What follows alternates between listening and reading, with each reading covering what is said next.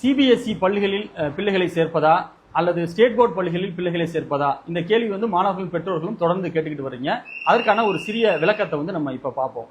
இப்ப ஸ்டேட் போர்டா இருக்கட்டும், சிபிஎஸ்இயா இருக்கட்டும், இந்த இரண்டு பாடத்திட்டங்களுமே மாணவர்களுடைய நலனை கருத்தில் கொண்டு, அவருடைய கல்வி அறிவு வளர்ச்சியை கருத்தில் கொண்டு, எதிர்காலத்தில் அவர்கள் சிறந்த வாய்ப்புகளை பெற வேண்டும் என்ற நோக்கத்தில் உருவாக்கப்பட்டதுதான். அதனால இது எதுல உயர்ந்தது, இது உயர்ந்தது, இது தாழ்ந்தது, அந்த மாதிரி எந்த பாடத்திட்டமும் கிடையாது. எல்லாமே மாணவர்கள் நலன் சார்ந்து உருவாக்கப்பட்ட பாடத்திட்டம் தான். முதல்ல நீங்க புரிஞ்சுக்கங்க. இதுல சிபிஎஸ்இ உயர்ந்து இருக்கு, ஸ்டேட் போர்டு கீழே இருக்கு, இல்ல ஸ்டேட் போர்டு உயர்ந்து இருக்கு, சிபிஎஸ்இ கீழே இருக்கு, அந்த மாதிரி கிடையாது. இரண்டுமே சம அளவுலே நல்ல நோக்கத்துக்காக உருவாக்கப்பட்ட பாடத்திட்டங்கள் தான். இதுல எதுவும் உயர்ந்ததும் இல்ல, தாழ்ந்ததும் இல்ல. உங்கள் வசதிக்கு ஏற்ற மாதிரி, உங்கள் சூழலுக்கு ஏற்ற மாதிரி எந்த பள்ளியில் சேர்க்கலாம் நீங்க விருப்பப்படுறீங்களோ அந்த பள்ளிகள்ல சேர்க்கலாம். இதுல எந்த குறையுமே கிடையாது. இருந்தாலும் நடைமுறையில, ஏன்னா +2 முடித்த சிபிஎஸ்இ மாணவர்கள், +2 முடித்த ஸ்டேட் போர்டு மாணவர்கள், அவருடைய பெற்றோர்கள், இவங்க என்ன ஃபீல் பண்றாங்க, இவர்கள் என்ன மாதிரியான சேலஞ்சஸ் ஃபேஸ் பண்றாங்க, இதுல அவர்களுக்கு ஏற்படக்கூடிய பயன்கள் என்ன, வேற அவர்கள் என்னென்ன மாதிரியான சங்கடங்களை ஃபேஸ் பண்றாங்க, இந்த அனுபவ அறிவின் அடிப்படையில சில தகவல்களை உங்களுக்கு நான் ஷேர் பண்றேன்.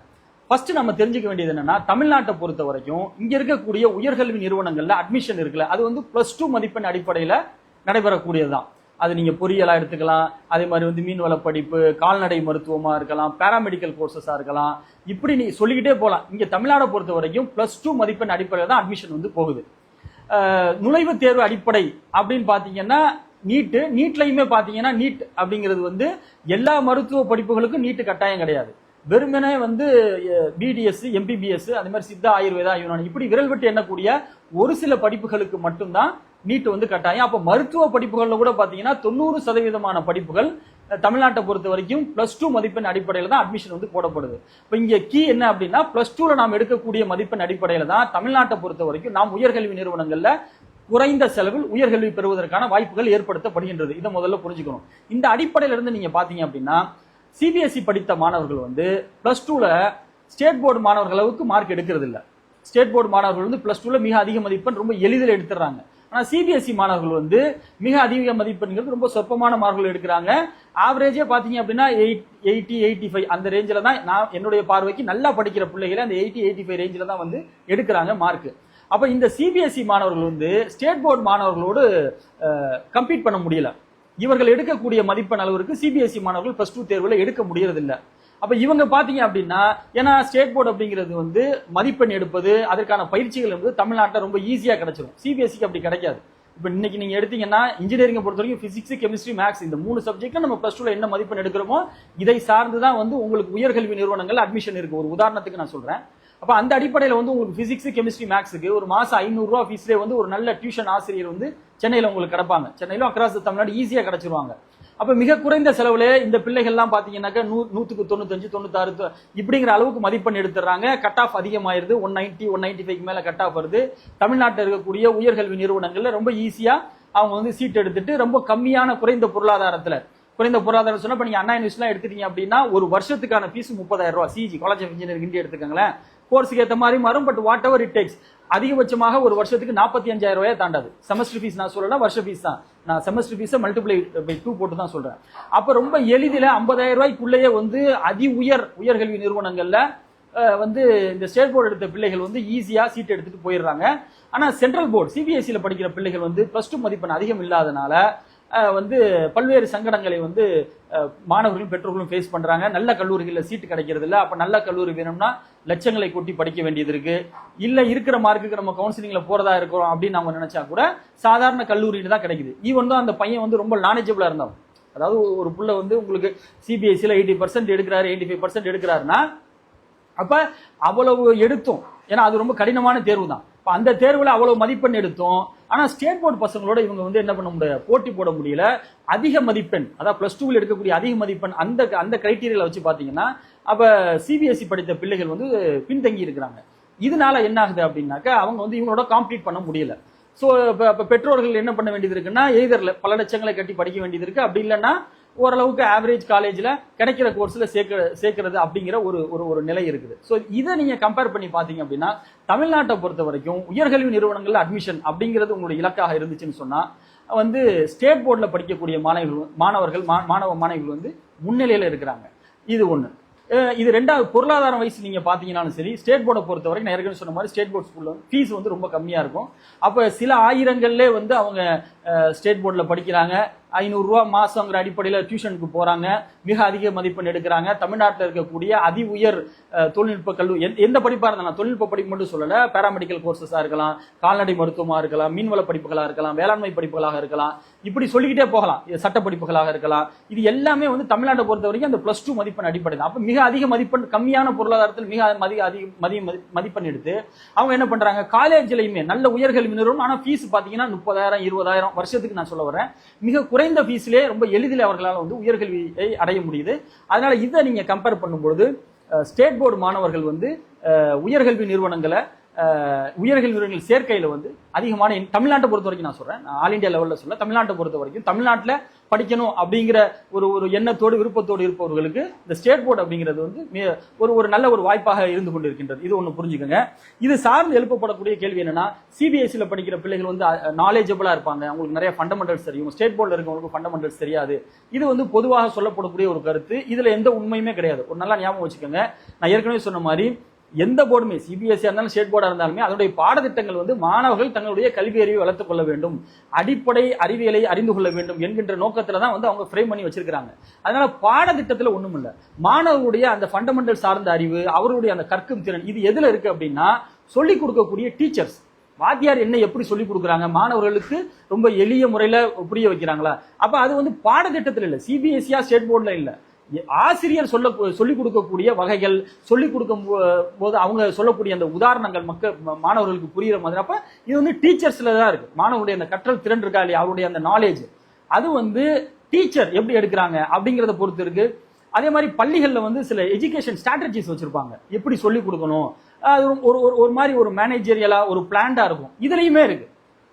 ஏன்னா இப்ப வந்து நம்ம கிளாஸஸ் எடுக்கிறது அப்படின்னாக்க தெளிவான திட்டமிடுதோடு எடுக்கும் பொழுது முதல்ல வந்து லேசா புரியுற பாடங்களை எடுக்கிறது, அடுத்து வந்து அதோட சற்று கடினமாக புரியுறது, இப்படி ஒரு ஸ்ட்ராட்டஜிக்கா அது நீங்க எடுக்கும் பொழுது மாணவர்களுக்கு இன்னும் புரியும். அப்ப அந்த பள்ளியினுடைய ஸ்கூல் இருக்குல்ல, ஸ்கூல் மேனேஜ்மெண்ட்டுடைய அந்த எஜுகேஷன் ஸ்ட்ராட்டஜி, அதுலயும் அதாவது என்ன சொல்ற கல்வி சார்ந்த நிர்வாக திறமையிலையும், பாடம் எடுக்கிறாங்கல்ல ஆசிரியர்கள், அவர்களுடைய அந்த டீச்சிங் ஸ்கில், அதுலயும் மாணவர்களுடைய கற்றல் திறன், சொல்லிக் கொடுக்கறத மாணவர்கள் எப்படி புரிஞ்சுக்கிறாங்க, அதே மாதிரி வந்து விஷுவலைசேஷன் திங்கிங் பாங்க, சொல்றதை வந்து நம்ம விஷுவலா எப்படி மைண்ட்ல திங்க் பண்றோம், அதே மாதிரி கோரிலேஷன் திங்கிங் பாங்க, ஒரு சொல்றதை வந்து எப்படி நம்ம கோரிலேட் பண்ணி புரிஞ்சுக்கிறோம். இப்படி மாணவர்களுடைய கற்றல் திறன், இந்த அடிப்படையில தான் மாணவர்கள் வந்து நல்ல அறிவுத்திறன் மிக்கவர்களா, ஃபண்டமெண்டல் தெரிஞ்சவங்களா, கல்வி அறிவுல கூடவர்களா அப்படிங்கிறது இருக்கே தவிர, சிபிஎஸ்சி ஸ்டேட் போர்டு அப்படிங்கிற அந்த பாடத்திட்டங்கள்ல, பாடத்திட்டம் வந்து எல்லாமே நல்ல பாடத்திட்டம் தான், எதுவும் உசத்தி இல்லை, எதுவும் தாழ்த்தி கிடையாது.